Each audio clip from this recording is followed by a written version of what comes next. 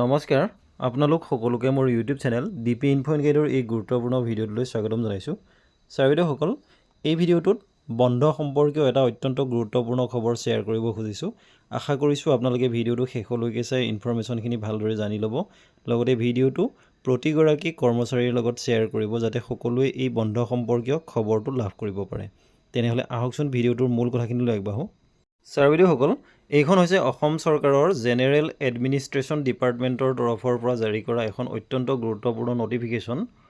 ইয়াত কোৱা হৈছে যে যিহেতু অহা 6, 7 আৰু 8 ফেব্ৰুৱাৰী 2025 তাৰিখে যোৰহাট জিলাৰ মহবন্ধা এৰালতলী খেলপথাৰত শ্ৰীমন্ত শংকৰদেৱ সংঘৰ যি বাৰ্ষিক অধিৱেশন সেই বাৰ্ষিক অধিৱেশন অনুষ্ঠিত হ'ব আৰু সেয়েহে শ্ৰীমন্ত শংকৰদেৱ সংঘৰ যি প্ৰতিনিধি তেওঁলোক যিসকল অসম চৰকাৰৰ কৰ্মচাৰী হয় তেওঁলোকক অহা 6, 7 আৰু 8 তাৰিখে ফেব্ৰুৱাৰী মাহৰ 6, 7 আৰু 8 তাৰিখে তেওঁলোকৰ বাবে স্পেচিয়েল কেজুৱেল লিভ এলাউ কৰা হৈছে।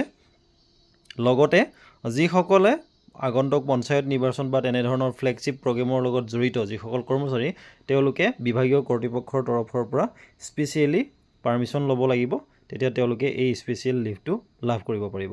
গতিকে ছাৰ অহা 6, 7, 8 ফেব্ৰুৱাৰী 2025 তাৰিখে যোৰহাট জিলাৰ মহবন্ধা এৰালতলী ফিল্ডত যি শ্ৰীমন্ত শংকৰদেৱ সংঘৰ বাৰ্ষিক অধিৱেশন অনুষ্ঠিত হ'ব তাৰ লগত জড়িত প্ৰতিনিধি কৰ্মচাৰীসকলৰ বাবে এই স্পেচিয়েল লিভটো অসম চৰকাৰৰ তৰফৰ পৰা এলাউ কৰা হৈছে। ধন্যবাদ।